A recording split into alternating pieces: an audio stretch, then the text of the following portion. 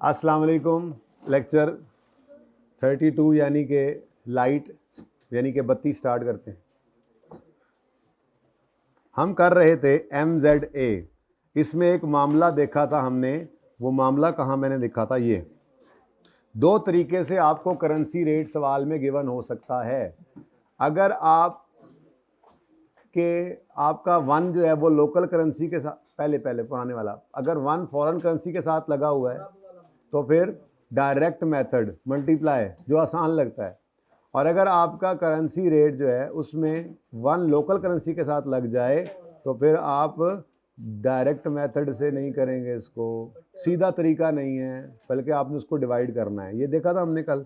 फिर हमने एक सवाल शुरू किया था जिसमें इक्विपमेंट और डेटर, पहली दो ट्रांजैक्शंस हमने कर दी थी, तीसरी चौथी मैंने होमवर्क में कही थी, लेकिन ये होमवर्क में वक्त की कमी की वजह से कही थी, ये मेरा क्लास वर्क की था, इसलिए पहले ये करते हैं। ओके, होमवर्क में सवाल था ना एक, वैसे हो गया था। चले उसको मैं फिर अगर मसला होता तो डिस्कस करता। ठीक है जी।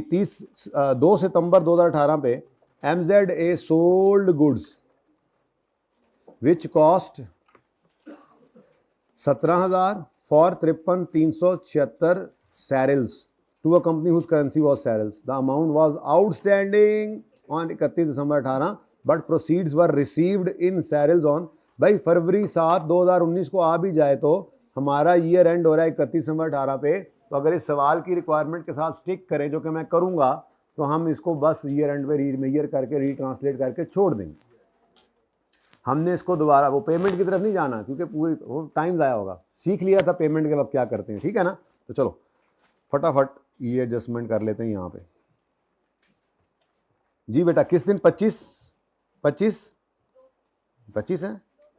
अच्छा 2 सितंबर है वो, 25 वाला ऊपर। 2 सितंबर 2018 पर बेची हैं चीज़ें या खरीदी हैं? बेची हैं। तो डेटर डेबिट, सेल क्रेडिट। अब कितने की चीज़ें बेची? 53,367 सैरल्स।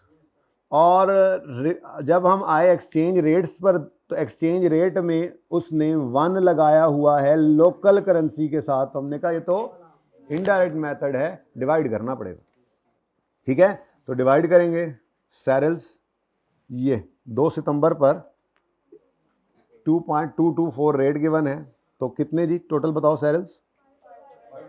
53376 सैरल्स। पर्चे में ये लिखने की जरूरत नहीं है, तो अभी सिखा रहा हूँ बस। 53376 लिखो बस पर्चे में, ठीक है। Divided by 2.224।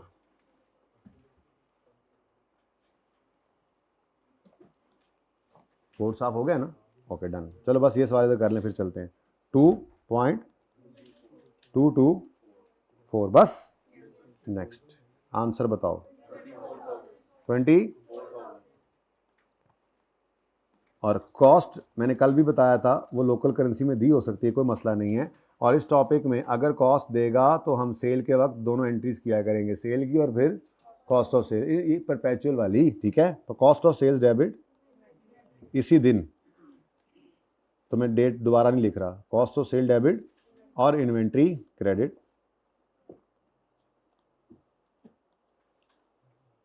कितने से? 17,000। उसके बाद ईयर एंड आ जाता है, और ईयर एंड पर ये अमाउंट आउटस्टैंडिंग है, क्योंकि ये अगले साल जाके रिसीव हुई है प्रोसीड। अब ईयर एंड पर ये मनी रिसीवेबल है बोलो। इन्वेंट्री में तो छोड़ा ही नहीं ना हमने। अगर पड़ा भी होता, बिका ना होता, तो इन्वेंट्री को वैसे ही ना छेड़ते, क्योंकि आपको बताया था inventory is non monetary item. हम ईयर एंड पर रीट्रांसलेशन से गुजारते हैं मॉनिटरी आइटम्स को। और मॉनिटरी आइटम्स क्या हैं? Money receivable, money payable. आसानी के लिए याद रख लें, ठीक है। Inventory, PPE, biological acid, investment property, right of use, ये खुद मनी नहीं है।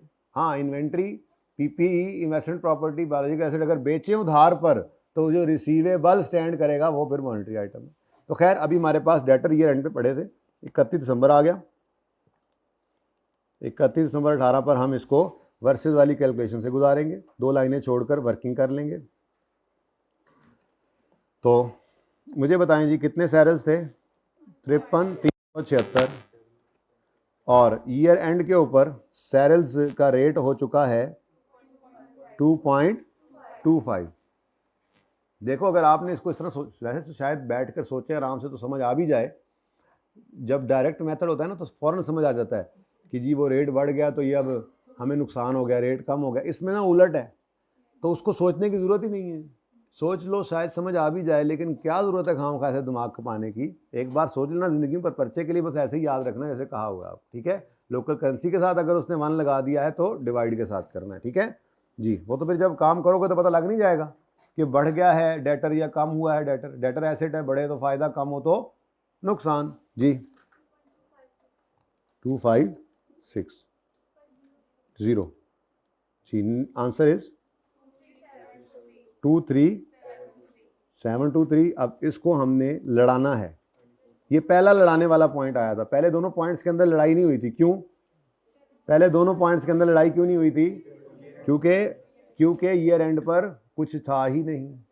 आप कहोगे सर था तो सही, इक्विपमेंट वो तो नॉन मॉनिटरी है, उसको तो नहीं छेड़ते।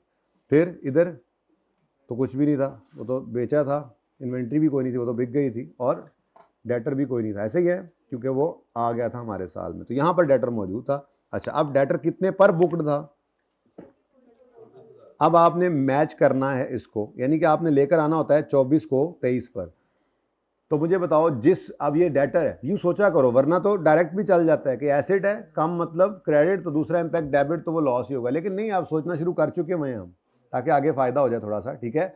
तो क्या सोचते हैं जी हम, इस तरह डेटर है, रिसीवेबल है, जिससे आना था 24 वही पत्ता हवा देने लगा, जिससे आना था 24 उससे से अब 23 आएगा, तो खुशी की बात या गम की बात? ओ, तो इस गम को क्या कहते हैं हम? ये गम क्यों आया? ये सिर्फ एक्सचेंज रेट की फ्लक्चुएशन से आया प्योरली, तो इसका नाम है एक्सचेंज लॉस। तो एक्सचेंज लॉस डेबिट करके डेटर को क्रेडिट कर देंगे, डिफरेंस, ठीक है जी, कोई मसला? और आखिरी ट्रांजैक्शन जो थी वो कौन सी थी? लोन लिया था या दिया था लोन? लोन लिया था। देखो जी, ये है यहां तक,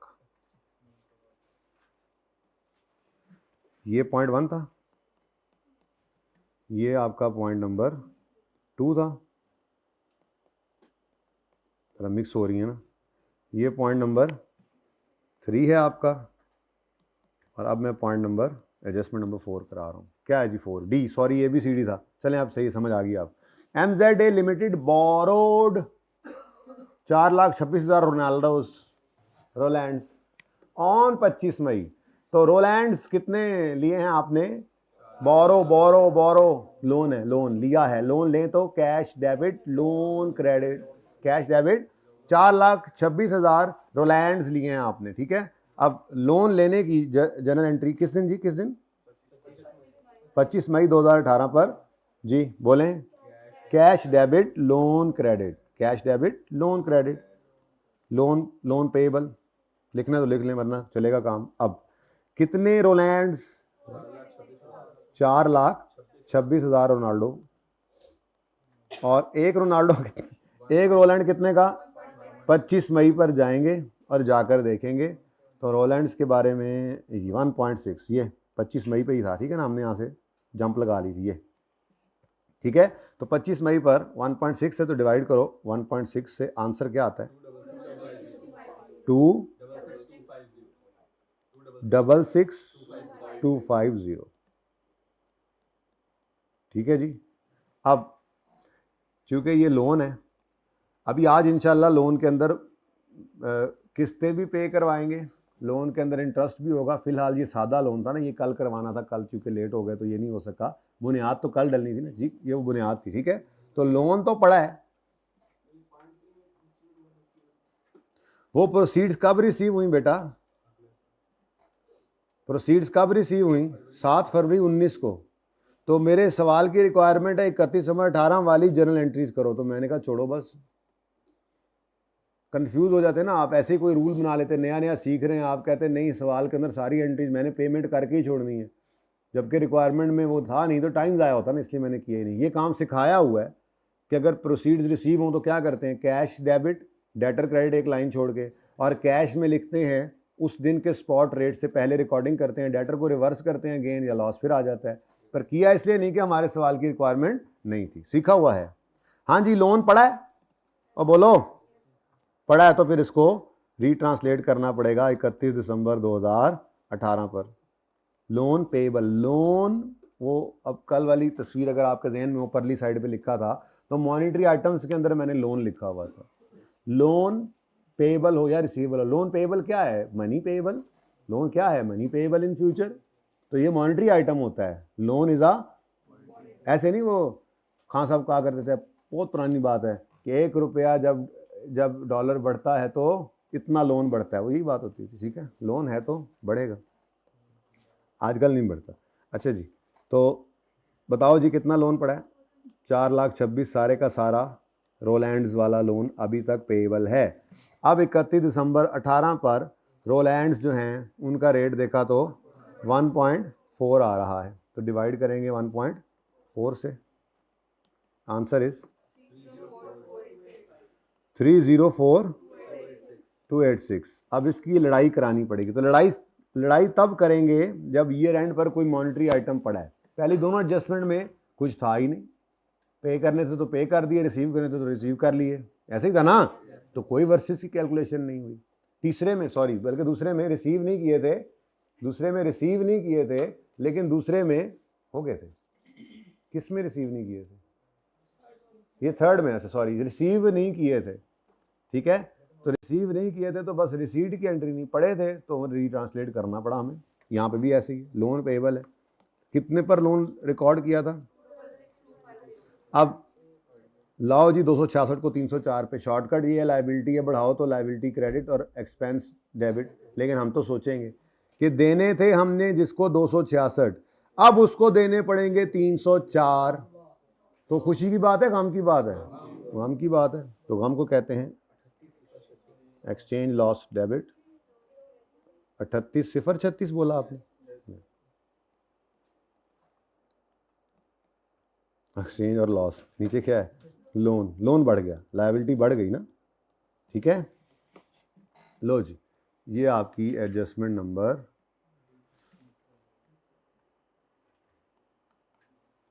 डी आ गई।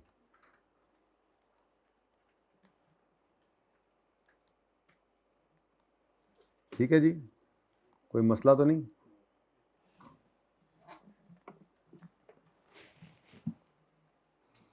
अच्छा जी, एक सवाल रहता है, मुझे याद आया, रॉकी वाला याद है, मैंने कहा था जब IS-21 करेंगे तो फिर ये सवाल हो सकेगा। ओपन करें,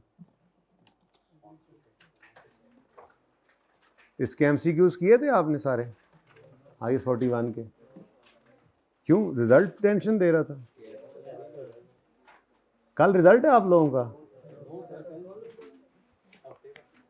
कुछ भी नहीं होता, खैर है, ये कोई दुनिया, ये कोई ज़िंदगी का आखिर नहीं होता, ये याद रखना, ठीक है ना। बाकी इंशाल्लाह अल्लाह खैर ही करेंगे, अच्छा ही होगा। ओके,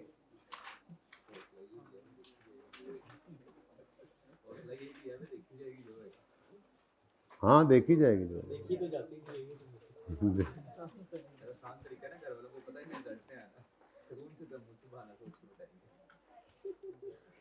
अगर तो क्वालिफाई करना है तो कोई बहाना ना करना ज़िंदगी में कभी।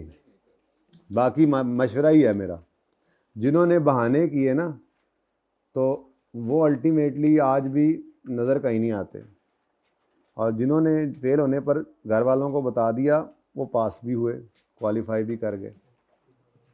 उसकी वजह बेटा ये होती है कि एक बार फेल हुआ, उसने कहा जी अच्छा जी मैं पास हो गया हूँ, फिर अगले पेपरों की फ़ीस लेके वो भी खा ली, और पिछले खुद पढ़ लिए, चलो याशी मारी, फिर वो भी रह गए, फिर वो 2 और पास हो गए। 3 को अटैम्प्ट बाद बच्चे आते हैं पास, और आगे कहते हैं सर घर वालों के हिसाब से तो कैफ हो गया क्वालिफाई, मेरा अभी तक PRC के बाद एक ही पर्चा पास है, बड़ा परेशान हूँ, क्या करूँ। हंसते की बात नहीं, परेशानी की बात है।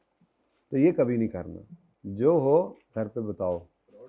घर वालों से ज़्यादा आपसे कोई भी प्यार नहीं कर सकता, आपके माँ बाप से ज़्यादा और कोई मुखलिस आपके साथ नहीं होगा। तो अगर वो पिटाई भी करेंगे, मारेंगे, कूटेंगे, तो भी कुछ नहीं होता, कुछ भी नहीं होता, यकीन मानो उससे फ़ायदा ही होगा। लेकिन अगर आपने ये धोखा दे दिया तो ये ख़ुद को दे रहे होंगे, और साल 2 नहीं तो 2 साल बाद आप भी उस सफ़ में खड़े होंगे कि पेपर पास नहीं, और घर वालों के और गांव वालों के और मोहल्ले वालों की नज़र में आप सीए भी क्वालिफाई कर चुके हैं। तो ऐसे सीए का कोई फ़ायदा नहीं है बेटा। मेरा फाइनल के अंदर एक पर्चा रह गया आखिर में, मॉड्यूल आर्टिकल्स में आखिरी अटैम्प्ट देकर, तो उसके बाद आर्टिकल्स मेरे मई में आर्टिकल ख़त्म हुए, जून में जो आखिरी अटैम्प्ट थी मॉड्यूल एफ़ के पर्चे दिए, तो 2 पर्चे मेरे रहते थे, यानी कि पास हो गए थे सारे पर्चे तकरीबन, 2 या 3 थे आई थिंक, हाँ 3 थे एंड पे दिए, तो 1 रह गया, 2 पास हो गए। अब आर्टिकल्स के अंदर 19 पर्चे पास होना भी अच्छी बात ही थी, टाइम से ही हो गए थे। तो हमारे एक बुज़ुर्ग गांव में थे करीब के, तो उन्होंने कहा बेटा कोई बात नहीं, खैर है, हमेशा तो बताते ही हो पास हूँ या फेल हूँ, इस बार रहने दो, बता दो पास हो गए। मैंने कहा ना, ये बता दिया तो फिर ये पर्चा हमेशा ही ऐसे रह जाएगा। तो फिर वो बाद में पास हो गया था, तो कभी भी ऐसा नहीं करना। बाकी देखो ये छोटे मसाइल हैं ज़िंदगी के अंदर वाले, बड़े मसाइल तो ज़िंदगी ख़त्म होने के बाद के हैं। तो ये ज़िंदगी ख़त्म नहीं हो जाती इस रिज़ल्ट पे, इसलिए टेंशन नहीं लेनी कभी भी आपने। अल्लाह ने हर चीज़ के लिए वक्त रखा है, और इंशाल्लाह आपका पास होने का वक्त होगा, ये ऐसी बात नहीं, मैं आपको ये नहीं कह रहा, लेकिन अल्लाह ने हर चीज़ का वक्त तय किया और उसी में ही बेहतरी होती है। तो बिल्कुल स्ट्रेस कभी नहीं लेनी, ये कोई स्ट्रेस लेने वाली चीज़ें नहीं हैं। स्ट्रेस लेने वाली चीज़ें ये हैं कि मरने के बाद क्या होगा, उसकी स्ट्रेस हमने कभी नहीं ली। ये स्ट्रेस लेने की चीज़ नहीं, आपने मेहनत की, आपने कोशिश की, आपने एफ़र्ट की, इंशाल्लाह अल्लाह पाक आपको उसका अजर ज़रूर देंगे। इसमें जो भी रिज़ल्ट आए उसके ऊपर स्ट्रेस नहीं लेनी बस, और इंशाल्लाह अच्छा ही आएगा, और अच्छा आए तो बहुता शोखा भी नहीं होना, ठीक है। शुक्र भी करना है और आगे के लिए इरादा भी करना है कि देखो अब अल्लाह ने एक बार मुझे पास किया, इंशाल्लाह अब और मेहनत करूँगा। वैसे तो आप लोगों का आज का आना ये चीज़ शो कर रहा है कि आप सीरियस हैं इंशाल्लाह। बाकी अल्लाह ने चाहा तो आप क्वालिफाई करने वाले ही बच्चे बैठे हुए हैं इस वक्त, ठीक है। बाकी कभी कभी थोड़ा बहुत टाइमिंग डिफरेंस आ भी जाता है, हम अगला टॉपिक करेंगे इंशाल्लाह IAS 12, उसमें यही टाइमिंग डिफरेंस होता है हमारा और टैक्स वालों का, जिस वजह से डेफर टैक्स राइज होता है, तो वो इंशाल्लाह आपको पढ़ाऊँगा। तो टाइमिंग डिफरेंस होता है, टेम्परेरी डिफरेंस होता है, ठीक है। थोड़ा बहुत प्लस माइनस हो भी जाए तो उससे बिल्कुल परेशान नहीं होना। मैंने आपको आज इसलिए बुलाया था कि ये बताऊं कि बिल्कुल परेशान नहीं होना, ठीक है। बाकी तो आपको इंशाल्लाह आज मैं ज़्यादा सारा पढ़ाऊंगा, आपको पता ही नहीं लगने दूंगा, थोड़ी देर के लिए बुला दूंगा कि रिजल्ट है, तो वैसे तो थोड़ी सी बात आ रही थी। चले आए जी, और ये सवाल याद है, हमारा फेवरेट स्टैंडर्ड, मेरा और बुज़दार का फेवरेट स्टैंडर्ड आ गया जी, ठीक है। मैंने कहा था कि ना काओ ना गाय, जो हमारी काय हैं ये 2000 थी, और हमने 750 और इम्पोर्ट कर ली, ठीक है, तो परचेज की, ठीक है। अब ये 2750 जो काउस थी, काउस, गुजार ने कहा सर जी इनको ना इम्पोर्टेड चारा खिलाते हैं, इम्पोर्टेड चारा खाएंगी तो ज़्यादा दूध देंगी, इम्पोर्टेड चारा हमने मंगवा लिया, ये इम्पोर्टेड चारा मंगवा रहे हैं, ठीक है। अच्छा, अब इतना तो आपको पता है ना, अगर कॉलेज वालों ने ये स्टेशनरी मंगवाई है तो ये फॉर सेल नहीं है, फॉर यूज़ है। तो रॉकी ने जो चारा मंगवाया है, रॉकी ने खुद नहीं खाना, उनकी गायों ने खाना है, तो वो चारा भी फॉर सेल नहीं है, फॉर कंजम्पशन है, फॉर यूज़ है। समझ आती है बात। अच्छा, कॉलेज वालों ने ये मार्कर खरीदे और पीरियड एंड हो गया, और मार्कर 10 खरीदे थे, 2 अभी भी अनयूज्ड हैं, 8 यूज़ हो गए, तो 8 को क्या कहेंगे कॉलेज वाले, एक्सपेंस, स्टेशनरी एक्सपेंस बन गया, और 2 को क्या कहेंगे, ये हमारे क्लोजिंग स्टॉक में पड़ा है, this is stock not for sale but for use, पर है तो स्टॉक ऑफ स्टेशनरी। समझ आती है बात की। तो रॉकी ने ये जो चारा मंगवाया, ये चारा फॉर कंजम्पशन है, जितना इस्तेमाल हो जाएगा वो एक्सपेंस, और जो इस्तेमाल होने से रह जाएगा वो इन्वेंट्री है, inventory of feed, inventory of chara. This is not inventory for sale, this is inventory to be used by the cows in future, okay? नहीं जी, तो पढ़ें जी। On 1 August 19 Rocky imported cattle feed of $1.5 lakh. भाई 2750 cause हैं, तो फिर imported चारा खाएंगी तो ऐसे ही बोलेंगी ना, काउज भी हमारी, ठीक है। 2750 अगर काउज हैं तो चारा भी $150 का, $1.5 लाख का आ सकता है, ऐसी कोई बात नहीं, ठीक है। मंगवाया भी इकट्ठा, तुम बात कर लो, हम फिर पढ़ लेंगे, बार बार तुम बात जोर की आई है तुम। अच्छा, अगेंस्ट 70% पेमेंट का मतलब क्या है? हमने 1.5 लाख का जो चारा मंगवाया उसमें 70% उसी वक्त पे कर दिया, बाकी 30 फिर कभी करेंगे, ठीक है। जब भी कभी ऐसी सिचुएशन आए ना, तो आपने एक स्केड्यूल एक बना लिया करना है, जिसके अंदर आपने ये ब्रेकअप लिखना है, बार बार सवाल में से जाके नहीं देखना, ठीक है। क्या अभी पहले मैंने क्या बात लिख ली कि यकम अगस्त को 2019 को जी कितना कैश पे हुआ है? $1.5 लाख का 70%, डायरेक्ट ही लिखवाओ मुझे, 1 लाख,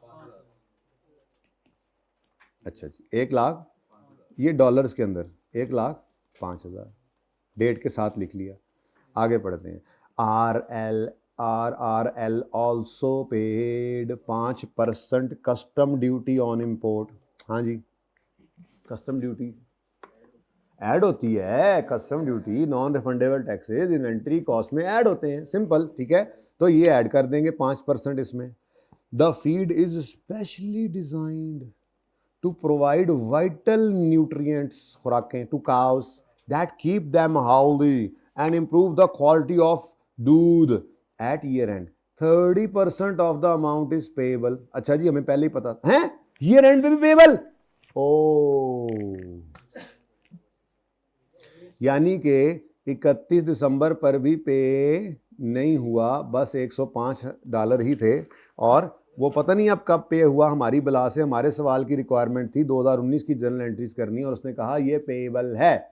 ओके, आगे कहता है, और दूसरी बात, 40% of the chara has been खाड by the cows used, sorry 40% is अनखाड, बाकी क्या गया? 60% खाड़ गया, खाया गया, बोलो यूज हो गया, कंज्यूम हो गया, एक्सपेंस बनेगा। 40 क्या होगा?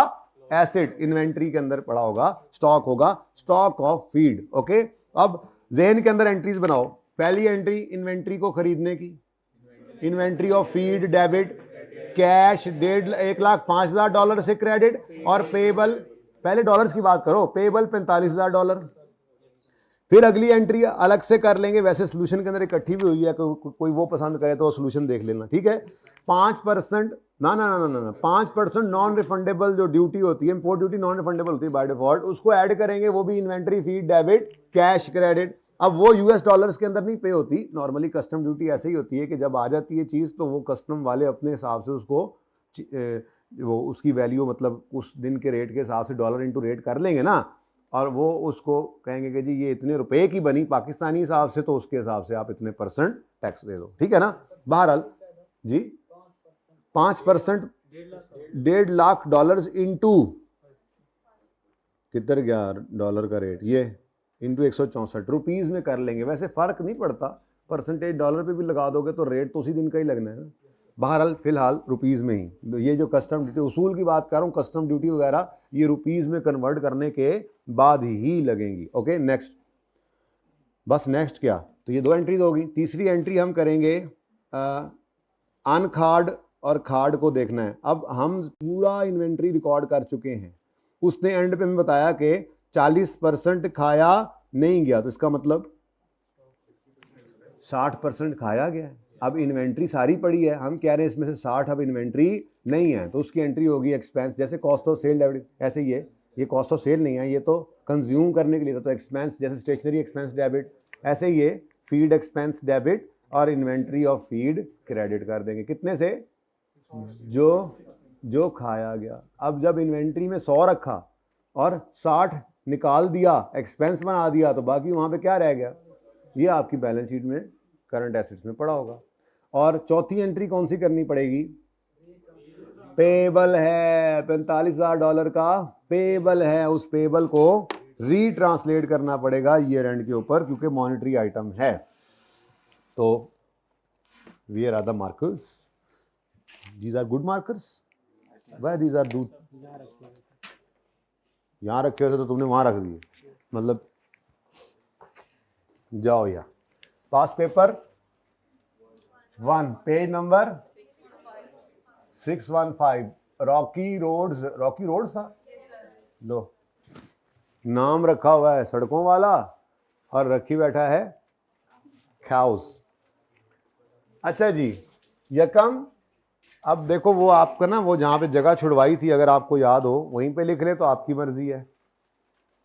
हाँ ये 41 में नहीं छोड़ी थी, कोई मसला नहीं, यहां पर लिख लो, ठीक है।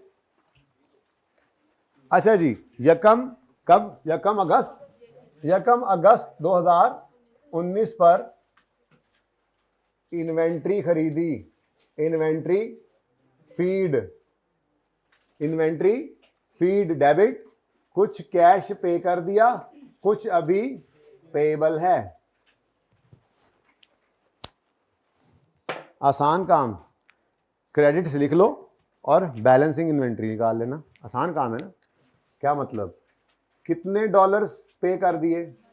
1,05,000 डॉलर्स, तो कितने पेएबल हैं? 45,000 डॉलर। मैं डेट लिखने लगा था, अगर कुछ और पे हो गया था। अभी अगला सवाल, आज उम्मीद है एक सवाल करेंगे क्लास के अंदर ही, उसके अंदर वो 3 किस्तों के अंदर पेमेंट करवाएगा। पहले दिन कुछ एडवांस, फिर कुछ पेमेंट, फिर कुछ पेमेंट। तो हम इस तरह से डेट वाइज उसको लिख लेंगे ताकि डॉलर्स हमारे सामने हों, डेट वाइज रेट उठाना सवाल में यूज़ करना आसान होता है, बार बार एडजस्टमेंट जाके ढूंढना नहीं पड़ता चीज़ों को, ठीक है ना। फिलहाल तो सिंपल था, 1,05,000 दिया, 70% किया था ना हमने, ये 70% हमने खुद किया है। यकम अगस्त को हमने कहा जी 1.5 लाख का 70% ये पे हो गया है, तो बाकी पेएबल था।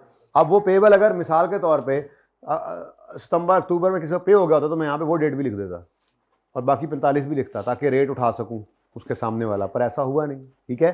तो फिर तो और मुसीबत पड़ गई।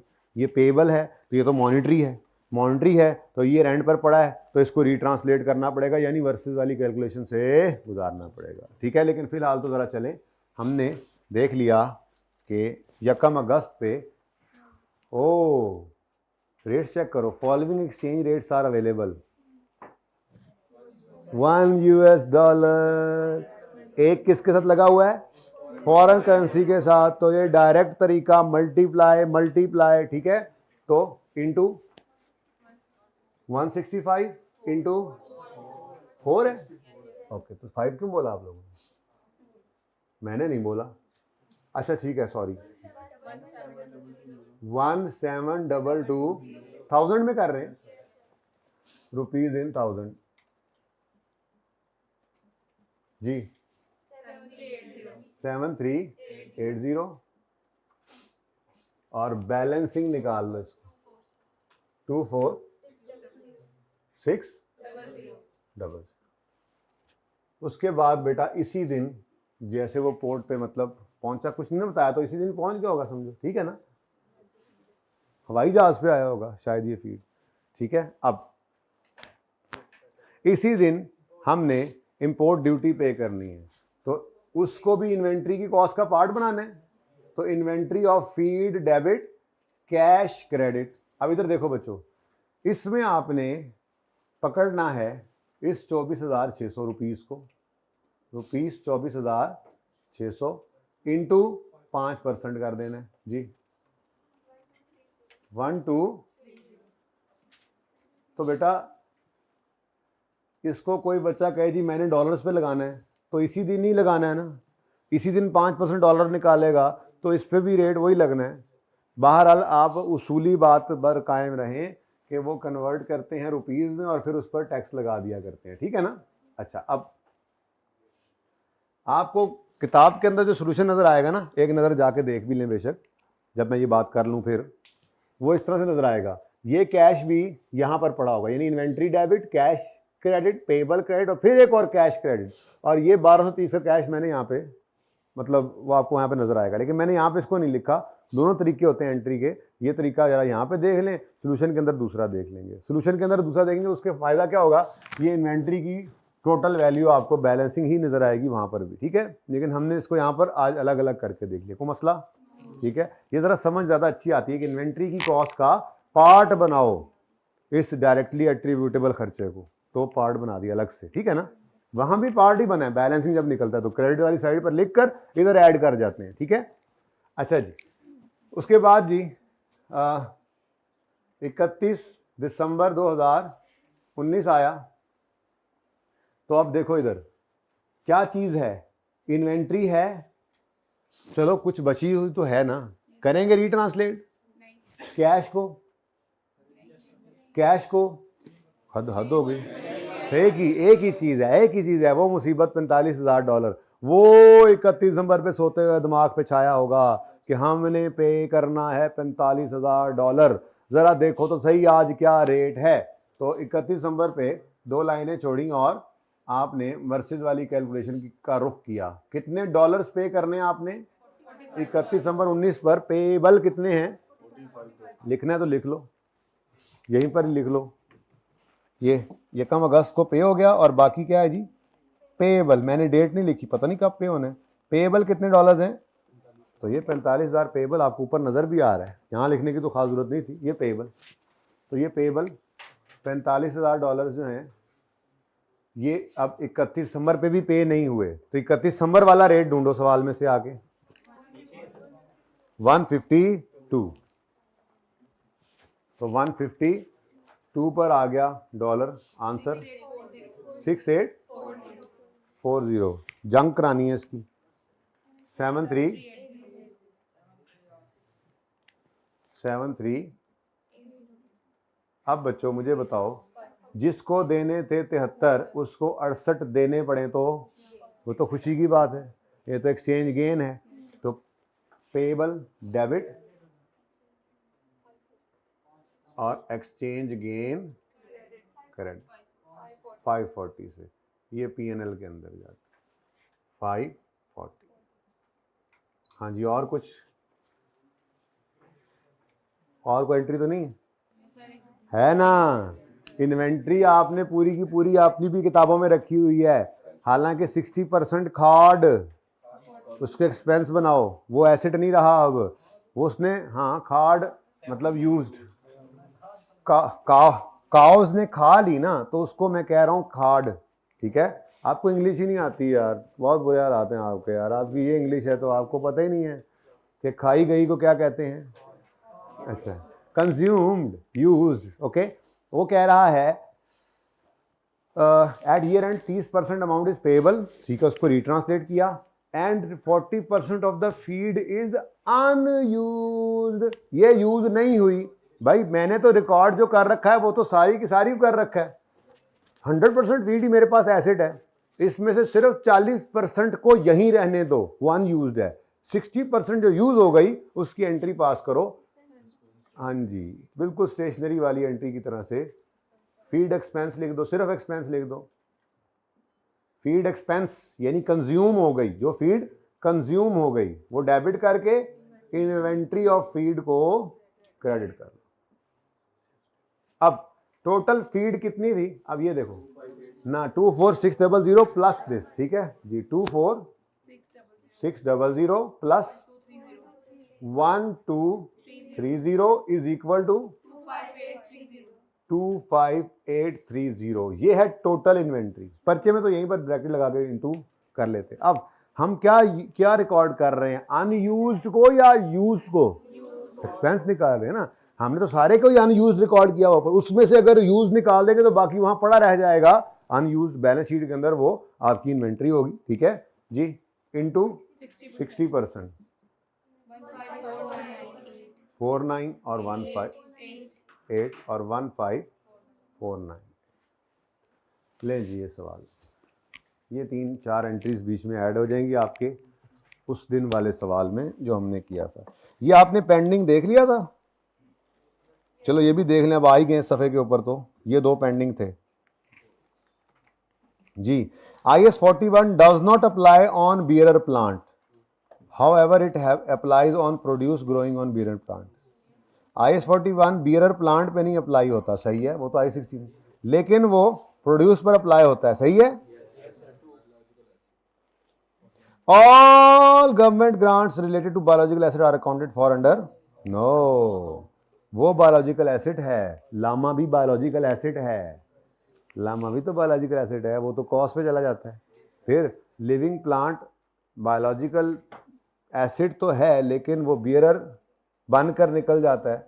इस तरह से 2-3 चीज़ें आ गई जो IS 41 से निकल जाती हैं, तो हर गवर्नमेंट ग्रांट के ऊपर तो IS 41 नहीं लगता। IS 41 तो हमने कहा था सिर्फ उस गवर्नमेंट ग्रांट पे लगता है जो उस बायोलॉजिकल एसिड के लिए आई है जो fair value less cost to sell पे इसी के अंदर मौजूद है। तो ये फॉलस है, फॉलस। चलें जी, ये भी पूरा हो गया। नॉट पेंडिंग, ऊपर लिख दें नॉट पेंडिंग। चलें जी, ये तो ऐसी बातों में बात आ गई, वापस आए अपने मौजू है बहस पर।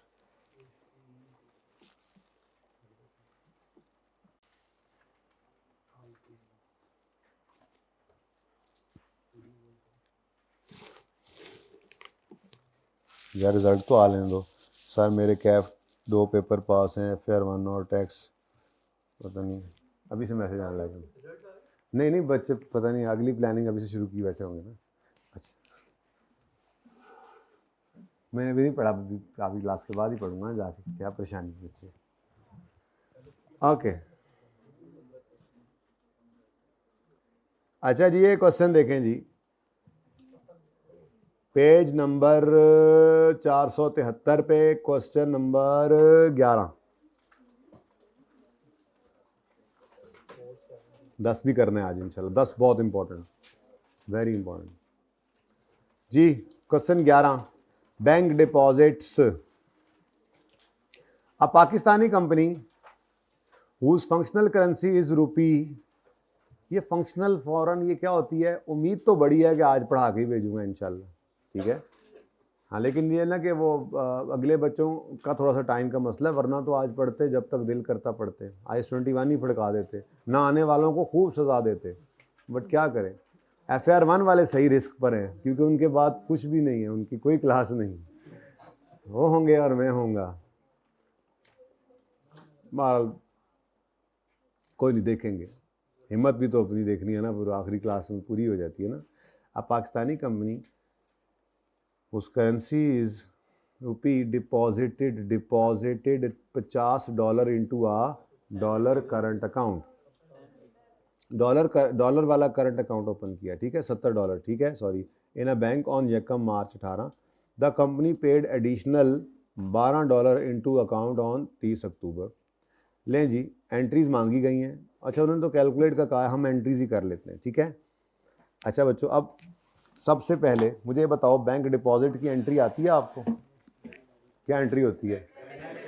This is as simple as you said. Question number 11 है, पेज नंबर 473 जी। किस दिन? यकम मार्च 2018 पर बैंक डिपॉजिट किया। Entry bank debit cash credit, लेकिन वो डॉलर वाला बैंक अकाउंट ओपन किया हुआ, तो बैंक डेबिट कैश क्रेडिट। कितने डॉलर्स? अब यकम मार्च को जिस दिन ये डिपॉजिट करवाया उस दिन $1 कितने का है जी? तो यकम मार्च पर एक, पता नहीं किस मुल्क का डॉलर है, $1 है 120 120 का नहीं होता ना अब तो जी, 8400। उसके बाद कुछ और डॉलर्स उनके पास थे, उन्होंने मज़ीद वो डॉलर्स एडिशनल $12 30 अक्टूबर को उन्होंने इसी अकाउंट में डाल दिए। तो 30 अक्टूबर 18 पर एंट्री दोबारा वही होगी, दोबारा डिपॉजिट ही किया है ना, तो बैंक डेबिट। अच्छा, तेज़ तो नहीं पढ़ा रहा मैं, बहुत सिंपल चीज़ें हैं, छोटी छोटी चीज़ें हैं, लेकिन हैं बहुत इंपॉर्टेंट, क्योंकि यही छोटी छोटी चीज़ें ही हैं आगे बड़े सवालों के अंदर, ठीक है। तो बैंक डेबिट, जो काम पढ़ लिया बस उसको पक्का कर रहे हैं, इनटू 95। 30 अक्टूबर को ये रेट है, ठीक है, सवाल में गिवन है 1140। अब सवाल खत्म। अब ईयर एंड के ऊपर कल ना मैंने यहाँ पे एक लिस्ट बनाई थी, याद है आपको?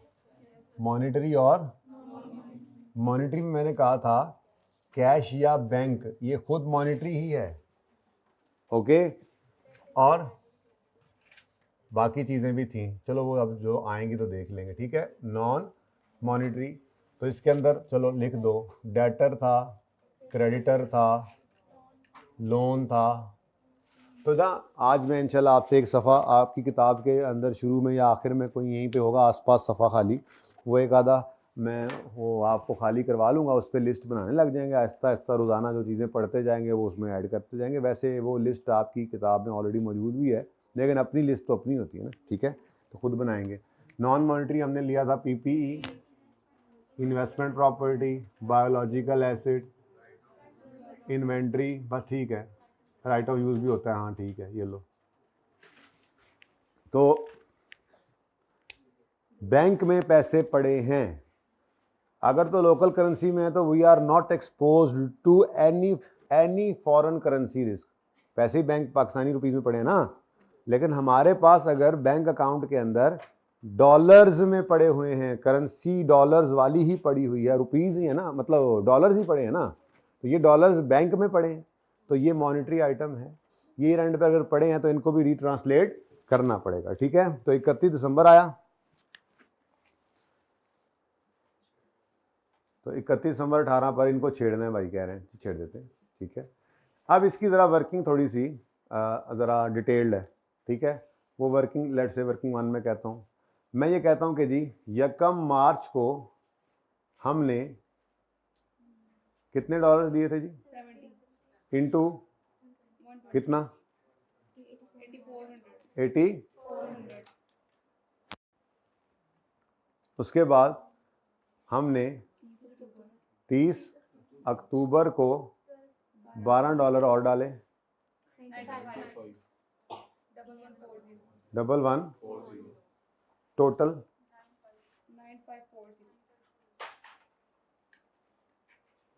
31 दिसंबर पर ये सारे के सारे डॉलर्स इकट्ठे होकर 82 बन गए, और सारे के सारे डॉलर्स जो हैं वो, अच्छा ऐसे भी हो सकता है, अलग अलग वर्सेस कर लेते हैं, चलो और मुश्किल करते हैं, क्योंकि मैंने ये तरीका करवाना नहीं ना, आपको कहीं ये आसान ना लग जाए, ठीक है। अलग अलग करवाते हैं। 1 मार्च पे 120 को वर्सेस से गुजार, ये 70 को वर्सेस से गुजारते हैं अलग, ठीक है, और फिर जैसे करते आ रहे हैं वही तरतीब रखते हैं। वैसे ये आसान ना लग जाए आपको, मुझे डर लग रहा है, क्योंकि मैंने वर्किंग दूसरी करनी है, ये वर्किंग हमारे पर्चे के लिए नहीं है ना, ज़रा इसको और मुश्किल तरीके से दिखाता हूँ पहले, हैं ये कहीं आसान ना लग जाए जी। डॉलर 70 थे, उनको आज अगर देखें तो वो आज 31 दिसंबर ईयर एंड पर 97 रुपये पर रेट आ गया, ठीक है। तो इंटू 6790, इसको आपने, इसकी आपने जंग करानी है, ऐसे ही करते थे ना, मैंने कहा ज़रा अलग अलग करें और परेशान हुआ जी। 8400, अब चलो दूसरा भी पहले लिख लेते हैं, पहले दूसरा भी लिख लेते हैं। नेक्स्ट आगे हमने फिर डिपॉजिट किए 12 डॉलर, और ये भी 97 के हिसाब से 64 पे पड़े हैं, जबकि जब हमने इनको बुक किया था, रिकॉर्ड किया हुआ था वो 11। अब गेन या लॉस ऐसे कर लेता हूँ मैं, पॉजिटिव नेगेटिव, ठीक है। मुझे बताओ अगर 84 पड़ा था, अब वो 67 पे आ गया, यानी एसिड था ना, एसिड कम हो गया, तो एसिड कमी तो नुकसान की बात है, कितना लॉस, 1610, और 1140 का एसिड था, 1164 पे चला गया, तो 24 का गेन आ गया, तो नेट में 15 का लॉस, ठीक है। यही मैं दूसरे तरीके से कर रहा था, मुझे लगा वो थोड़ा सा आसान ना लग जाए, असल में मैं ना इसको आपको डिस्करेज करने की तरफ लेके जाऊंगा अब, कि अगर ये आसान है कि दूसरा आसान था, वो आसान था, लेकिन मैं कह रहा हूँ ना ये ना वो, वैसे सिखाना था एक तरीका कि इस तरह से भी हो सकता है, लेकिन इनसे इस वर्किंग से बेहतर है आप लेजर बनाएं।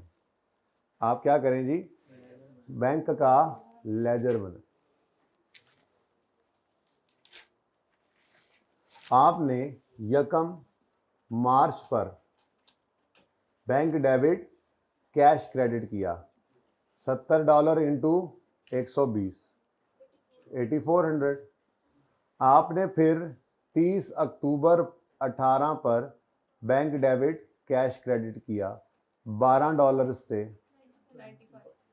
95 थे जी। उसके बाद इधर देखिएगा ज़रा तवज्जो से सारे। अब आपने पहले आपने 31 दिसंबर 18 पर कैरी डाउन में डॉलर्स बैलेंसिंग निकाल लेने, तो 70 जमा 12 82, और ये सारे के सारे असल में ना वो लेजर इस शक्ल में बन रहा था, तो मैं लेजर बनवाना चाह रहा था, जो मैं पहले वर्किंग नहीं कर रहा था दोनों को अलग, और ये ठीक है जी। $82 हैं और सारे के सारे, तो आंसर 7954। असल में ना ये वर्सेज ही होता है लेजर के अंदर, अगर आप गौर करें तो ये वर्सेज ही हम कर रहे होते हैं, ठीक है। तो वो मैं पहले क्या कर रहा था, इधर इकट्ठा लिख के फिर उसके बाद एक ही में वर्सेज डाल रहा था, तो वहाँ से भी गेन लॉस ऐसे निकल रहा था। लेकिन मैं ये चाह रहा था कि लेजर के अंदर हम जाएं, क्योंकि अभी आगे लेजर को ही लेके चलना है लोन्स के अंदर भी, ठीक है ना जी। किधर क्रेडिट साइड पर 1500। अब सुकून से देखो, जाना तो इसने P&L में है, अब ये है क्या, बैंक क्रेडिट, यानी बैंक कम, सोचे बगैर सुकून से एक्सचेंज लॉस आ गया, ठीक है जी। तो ये एक्सचेंज लॉस जो है ये हमारा बैलेंसिंग आया है, ठीक है। P&L के अंदर इसने जाना है और ये फिगर हमने निकाली है बैलेंसिंग। तो ये काम ऐसे भी हो सकता है, ये काम ऐसे भी हो सकता है, बहरहाल जैसे भी करो मुझे तो एंट्री बताओ। एक्सचेंज लॉस डेबिट और बैंक क्रेडिट 1586। आसान क्या लग रहा है? लेजर आसान इसलिए लगता है हमें कि हमें ज़रा आदत है अकाउंटेंट्स को लेजर की शक्ल में चीज़ आ जाए तो ज़रा इजी हो जाती जी। नोट कर लें ताकि असली सवाल की तरफ जाए। अभी असली नहीं था, अच्छा अभी भी नकली है, एक और नकली सवाल करके फिर असली करेंगे।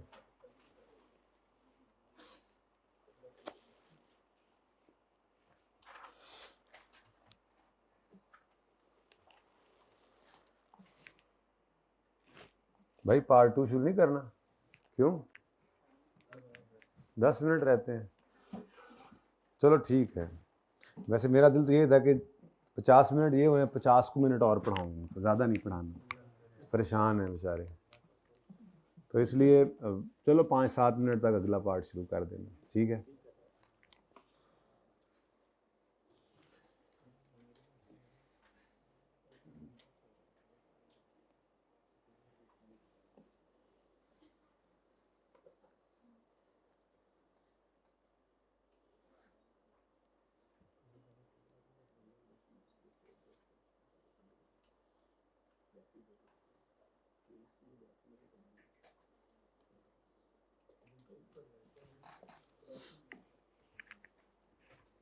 खैर है, लड़ा ना उससे, कोई बात नहीं। आज सबको माफ़ी है, आज सबको माफ़ी है। एंजॉय करने बुलाया आपको, परेशान होने बुलाया, डराते हो उसको।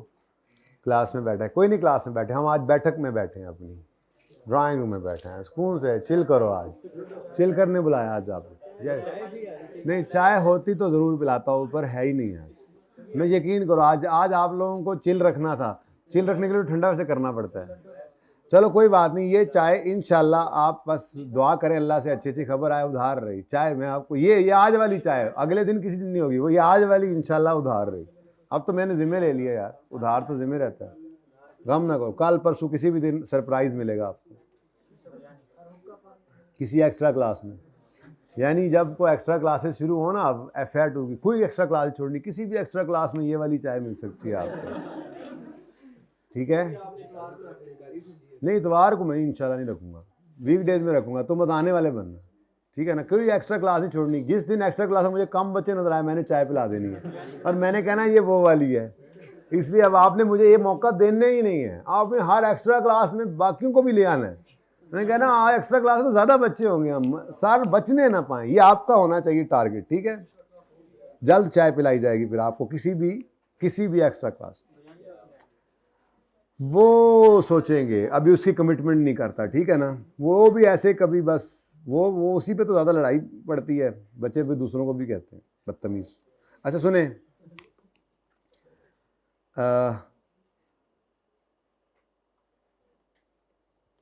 IS 40 याद है?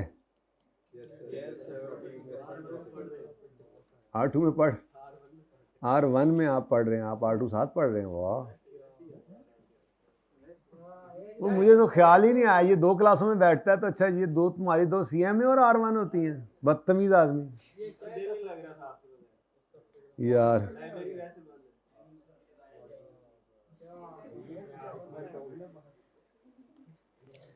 अच्छा जी, एक इसमें कॉस्ट मॉडल होता था, आपको याद होगा, और एक इसमें फेयर वैल्यू मॉडल होता था। चलो फिर FAR 1 वालों को जाके बताना कि ध्यान से पढ़ो, जान नहीं छूटती, यहाँ पढ़ा हुआ आगे भी आता है।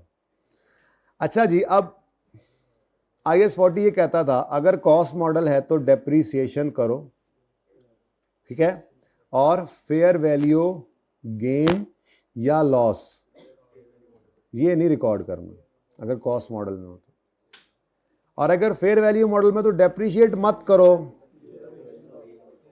और fair value gain loss year and पे रिकॉर्ड करो। अच्छा, अब ये ना कहना कॉस्ट मॉडल में वो रीवैल्यू तो कर सकता है, भाई वो फिर रीवैल्यूएशन मॉडल होता है ना। मैं सिर्फ IS 40 में रहते हुए बात कर रहा हूँ, ठीक है। तो IS 40 के अंदर 2 मॉडल्स हैं, ठीक है। कॉस्ट मॉडल पे रहोगे तो डेप्रीशिएट करोगे, फेयर वैल्यू मॉडल पे रहोगे तो डेप्रीशिएट नहीं करोगे, ठीक है। Fair value gain loss year and पे रिकॉर्ड करोगे। अच्छा, अब हैंडरिटन पेज में फिर भूल गया हूँ ना, तो मुझे हैंडरिटन पेज फिर जो है वो दूसरे वाला ढूंढना पड़ेगा। बकरे बकरे बकरे कहाँ गए?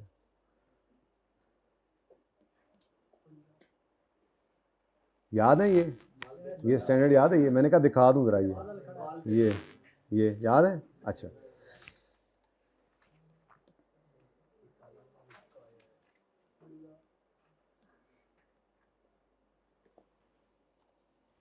आपकी किताबों का सबसे आखिरी सफ़ा होगा, ज़रा ओपन कर लें।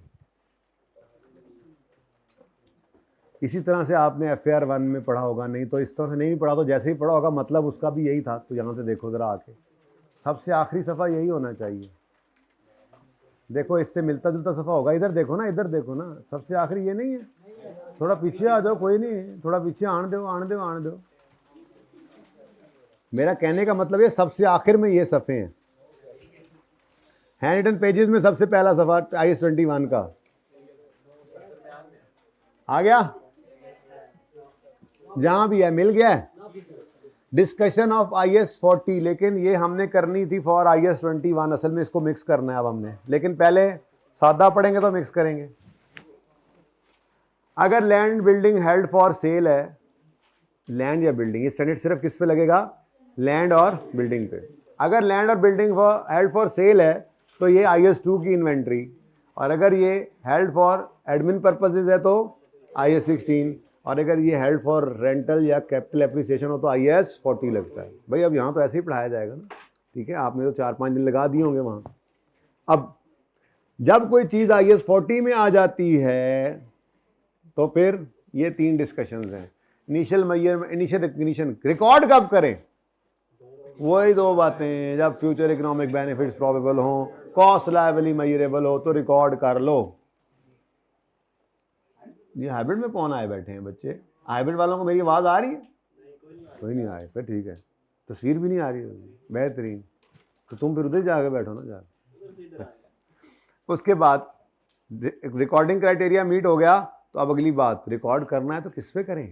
मैंने कहा इनिशियल मेजरमेंट एट कॉस्ट होगी, जिसमें necessary cost such as professional fees वगैरह भी इंक्लूड कर लेना, और सब्सिक्वेंट मेजरमेंट यानी बैलेंस शीट डेट पर क्या करेंगे? कॉस्ट मॉडल या फेयर वैल्यू। ये समझा रहा था मैं सिर्फ आपको, ज़रा शॉर्टकट में समझा दिया। अभी तो एंट्रीज कर लेते हैं कि कॉस्ट मॉडल होगा, इस IS 40 का कॉस्ट मॉडल होगा तो आपने उसको डेप्रीशिएट करना है, उसको फेयर वैल्यू पर लेकर नहीं आना। अगर फेयर वैल्यू पर लाना है तो फिर इसका ये मॉडल। IS 40 में रहते हो तो ना रीवैल्यूएशन मॉडल लग सकता। IS 40 का अपना फेयर वैल्यू मॉडल है, तो ये अगर कॉस्ट मॉडल छोड़ना है तो इसके फेयर वैल्यू मॉडल में आएंगे। जब इसके फेयर वैल्यू मॉडल में आएंगे तो ये डेप्रीशिएट कहता है मत करो, सिर्फ फेयर वैल्यू पर लेकर आओ और गेन लॉस को P&L में ले जाओ। अब इसका फर्क IS 16 वाले रीवैल्यूएशन मॉडल से क्या था? तो बेटा वो रीवैल्यूएशन मॉडल भी फेयर वैल्यू पर ही एसेट को लाता था, लेकिन उसके साथ ही डेप्रीशिएट भी करता था रीवैल्यूड एसेट को। और दूसरा गेन लॉस को ओसीआई में लेकर जाता था, वहां से रूट करा के स्टेटमेंट ऑफ इक्विटी के अंदर रखता था, रिटेन्ड अर्निंग्स में पीएनएल में फेंक के रिटेन्ड अर्निंग्स में नहीं लेकर जाते थे। ओके, सही है, ये बात अभी आपको नहीं पता। नेक्स्ट एग्जाम्पल है आपके सामने, land and building is purchased on 1 January 11 for 70। ये सवाल इंट्रो वाले बच्चों को याद आ जाना चाहिए, उन्हीं का सवाल है। लाइफ ऑफ बिल्डिंग इज 10 साल। Fair value of property on 31 December 11 is 95 रुपये एंड 31 दिसंबर 12 इज 65 रुपये। Prepare general entries. अब अगर कॉस्ट मॉडल में है तो क्या करेंगे, investment property debit, cash credit, depreciation क्योंकि पोर्शन है, वो कह रहा था 70 में से लैंड भी पड़ा है 30 का, तो 30 के लैंड को तो डेप्रिशिएट ही ना करना, तो फिर 40 को डेप्रिशिएट करेंगे और पहले साल के एंड पे और दूसरे साल के एंड पे ये एंट्रीज हो गई। जब फेयर वैल्यू मॉडल में जाते थे तो एक लेजर सा बना लेते थे, खरीदा 70 का, कोई डेप्रिसिएशन नहीं, ईयर एंड पे उठा के फेयर वैल्यू 95 पे ले गए, गेन लॉस पीएनएल में। फिर ये क्लोजिंग ओपनिंग बना, ईयर एंड के ऊपर क्लोजिंग फेयर वैल्यू रिकॉर्ड की और गेन लॉस पीएनएल में। तो कितनी एंट्रीज बनती थी, पहली एंट्री एसेट खरीदने की, investment property debit, cash credit. दूसरी एंट्री बस गेन लॉस की, इन्वेस्टमेंट प्रॉपर्टी डेबिट 25 रुपये से फेयर वैल्यू गेन क्रेडिट। ठीक है जी। अगले साल ना इस साल की क्लोजिंग की ना अगले साल ओपनिंग की एंट्री, अगले साल पीएनएल, इन्वेस्टमेंट प्रॉपर्टी का अकाउंट क्रेडिट हो रहा है, पीएनएल डेबिट हो रहा है, तो ये क्या था, लॉस। पीएनएल डेबिट और इन्वेस्टमेंट प्रॉपर्टी क्रेडिट, ये 3 एंट्रीज किया करते थे आप। कोई मसला? ये थोड़ी सी हमने क्विक रिवीजन की। ये cost model, fair value model, नीचे समरी आ रही है। समरी होती थी बैलेंस शीट में एसेट को कॉस्ट पे रखो, less accumulated depreciation and accumulated impairment loss, और PNL will show depreciation expense. Fair value model के अंदर शो करो एसेट को बैलेंस शीट में फेयर वैल्यू पर, PNL will show gain loss due to fair value adjustment and do not depreciate. कुछ यादें ताज़ा हुई? चलें, अगर यादें ताज़ा हो गई हैं तो अब फिर हम आज का काम करते हैं जो असल में करना था। यार ये मिटा दें जरा, पार्ट 2 शुरू करना है, पार्ट 2 शुरू करें।